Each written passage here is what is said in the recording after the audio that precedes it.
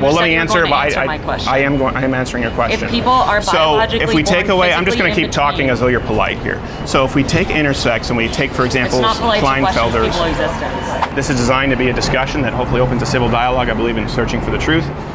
My presupposition is that there are two genders, and if you would like to change my mind on that, you're more than welcome.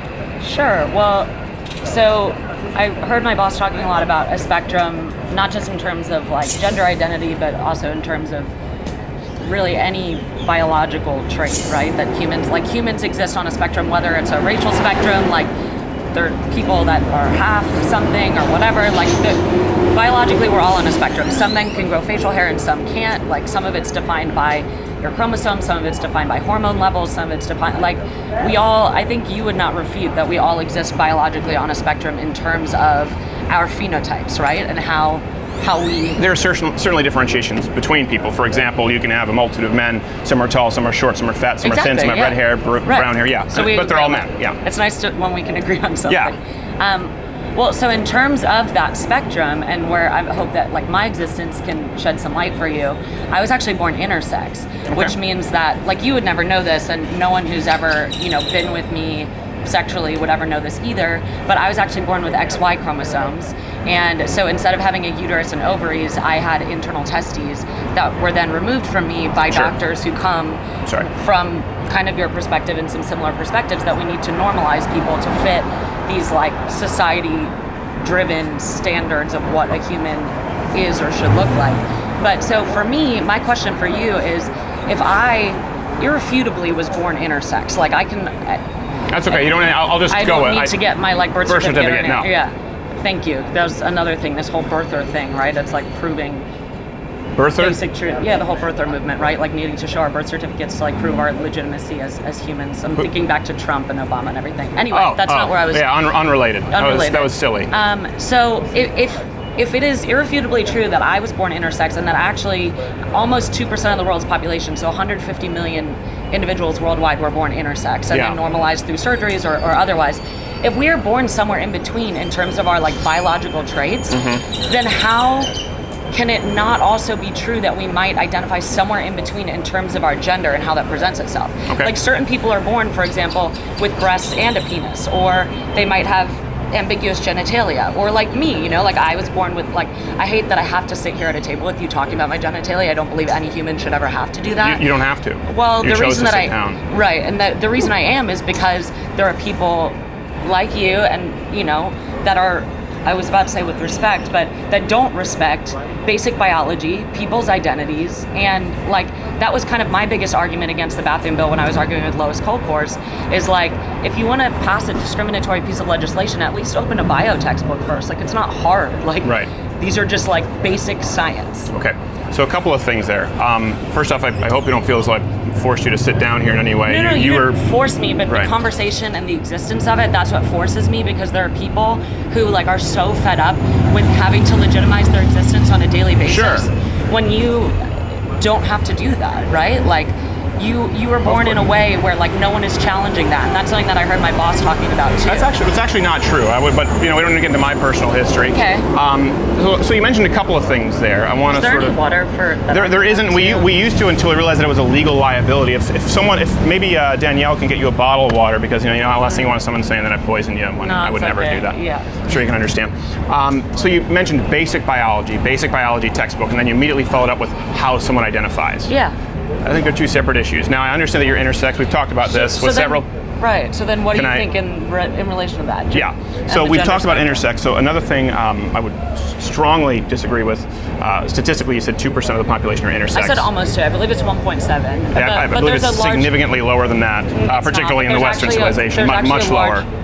There's actually a dearth of data, though, as well, because what happens is doctors will play God and make a decision about what biological sex a child should have, and so they perform a surgery, and sometimes the parents aren't even made aware, or with foster children, right? The state makes these decisions. So you would believe it's higher than 2%? I don't have a printout of a bio textbook with me, but I don't want to argue with you. You referenced a biological textbook. Irrefutable truths, right? We can talk about your opinion, right? But I don't want to argue with you about science. Sure. Really. Well, you haven't stated any irrefutable truths, so let's get to what the truth is. Okay. So you believe it's higher than 2%?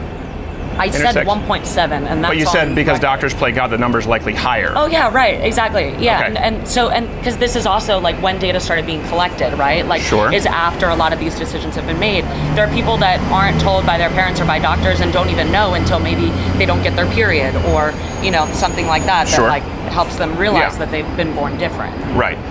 So I want to make. Do you believe it's higher than 2%, or you believe the statistic you've used is accurate? Because you just said biological truth. I want to make sure. The statistic that I cited is as accurate as the information that we have available right now. Okay. But that information, as I just mentioned, is not necessarily fully comprehensive. Sure. So you believe it could be higher. I want to make it sure. Decisions that are made by doctors. Okay. I would say the statistic is significantly I hope I'm lower speaking from to the you. literature that I've read.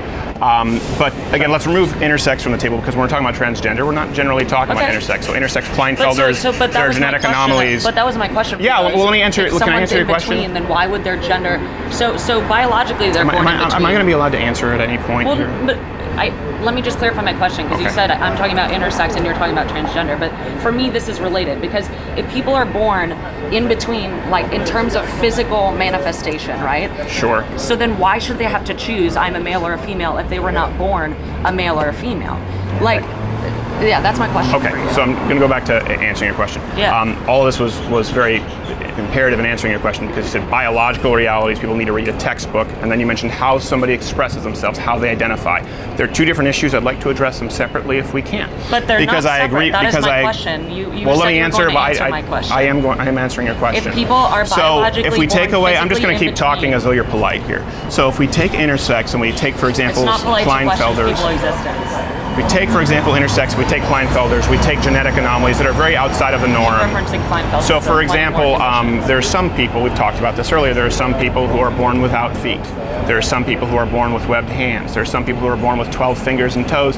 But if what we teach in biology class is that human beings have 2 arms, 2 legs, 2 feet, 10 fingers and toes. We don't teach biology, we don't identify biology based on certain Based on a spectrum based of on outsiders. existence. Yeah, we don't. That's not how we teach biology. So that's not how because I'm an outsider, then That's not how doctors treat biology. So let me go to your. So I want to separate what we were talking about there: intersex and a very small percentage versus transgenderism. People who choose to identify who aren't born that way. But because you keep pressuring me on that, let's go to intersex. Let me ask you this: were you among the statistical reality where you had some very distinct primary sex characteristics as intersex? Because the vast majority of people born intersex are not LGBTQAIP activists.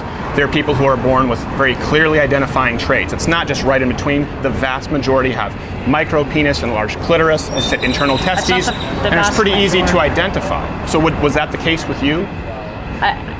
Yes, I was identified at birth as being intersex.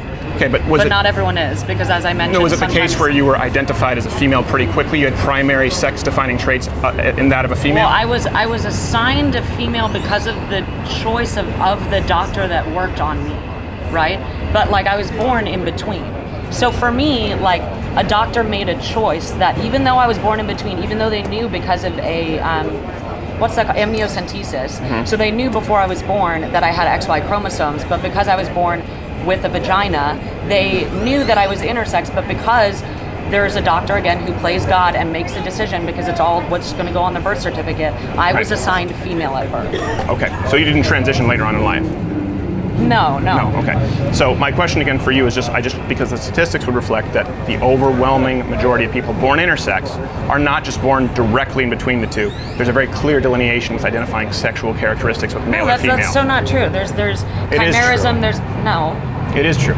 But so moving on from the intersex, if we remove that, I think that what you're saying is correct. I would certainly separate you. Telling someone who is born a certain way that you know more about the science of my existence than I do. I'm not. The literature is there. If we want to talk about our sides agreeing or being able to have productive conversations, I think that maybe that's a first step in y'all's camp, is like not assuming that you know better than everyone else who've lived a certain experience. I don't. Just like I don't interrupt. Well, I'm sorry. You're interrupting my day by questioning my existence and my boss's existence. So I'm not going to apologize for interrupting. I didn't question your existence. I haven't questioned your existence, and I haven't interrupted you, and I haven't said that I know more than you. Only you have done that in this conversation. So right now we're at a crossroads. We want to continue with this conversation and it to be civil and to disagree. I'm just glad this is being televised or whatever, recorded. As am I. I look forward to watching it after. So if we remove intersex and very small percentage of outliers. Let's say it's the 1.7. I don't agree, but we'll go with that. Now we're addressing the transgender issue, that gender is a spectrum. So, yes. Why? How many genders are there? Why do we go with that? Because that's very separate from genetic anomalies of intersex. Right. Gender is a societal construct. So, as my boss mentioned, there is a spectrum. So some people identify purely female or purely male. Some people identify in between. You already talked about the different pronouns that are available. And it's based on your something intrinsic that you were born with in your head. So we've proven, for example, that in terms of sexual orientation, that being gay is not a disorder. It's just like a biological reality. It's a human condition, right? And being transgender is the same thing. It's like you're born. There's actually studies that have come out now that transgender brains more closely align with the gender of the brain that they identify with than the brain of how they were born. Can I address that? Sure. I have a question there. So you said, so I want to make sure I'm not misrepresenting your view. You said gender is a societal construct. Those were your words. It is, yeah. Okay. It is. So if gender is a societal construct, how can there be a male brain and a female brain, as you just described? Because there are brains that fit, like, more, if we're thinking about a spectrum, right? Like, there's brains that fall here on the spectrum, brains that fall here on the spectrum. Like, each brain biologically is different. Like, we know this because of genetic variance. And so some people identify more with traits that we categorize as female. And so those brains look more similar to those who... I'm sorry, but you're taking you said it's a societal construct, and now you're making a biological argument. Is there biologically a male brain and a female brain that are different? There is biologically a brain that is closer to a binary example of how people who identify as male and present that way. Their brain looks more similar. And so even if they have been born with a body that, based on what we talk about in society, or, you know, phenotypically, like having certain like genitalia or, gonads that we would say are female, their brain still looks more biologically similar, like when doing a brain scan, to someone who identifies as male. Like there are certain types of brain that exist on that spectrum. Can you see how for me that's not a super clear answer? And I want to make sure that I don't get your presupposition incorrect. There are generally male brains. I do a lot of generally interviews, female. So I know that like getting people to repeat the same answer. No, it's not. None of this will be looking for like an outlier that you can then cut and splice into something. But none of this will be edited. I'm happy to answer another question if you like. None of this will be edited. Okay. None of it. All of this from beginning to end. If this goes up, if this interview, we don't put up an interview that is edited. So I want to make sure that I understand your point of view here. They're generally considered a male brain biologically, and there is generally what is considered a female brain biologically. Right, by how we as a society define male and female, but they're just like no. Two ends the of a biological makeup of a brain is not societal. The biological makeup of a brain is biological. But what I'm saying is so what I'm saying, the brain that you call the male brain or the female brain, with what you're saying. You did, not me. I'm saying is closer to that brain that you are referring to as a male brain. You referred to it that way. So I want to make sure I'm correct that you believe there is a male brain generally and a female brain generally. I'm not going to say yes to you when I'm explaining my answer, when I'm giving you my answer. Okay. My answer is what you are referring to as a male brain is more... But I didn't. You did. That's why it's important. You brought this up, male brain and female brain. I'm trying to understand what you brought up. I didn't bring up male brain, female brain. That brain is what society is referring to as a male brain. Whether that person was born, regardless of their genitalia and their physical presentation to the world, their brains are more similar in certain ways. And that is because there's a spectrum of types of brains. And so there's a brain that's like that, and then there's a brain that's slightly to the right on the spectrum, and then one that's slightly to the right of that. And there's this whole spectrum of types of brains, just as there is a spectrum of types of skin color or facial hair, all these different things that we've talked about, right?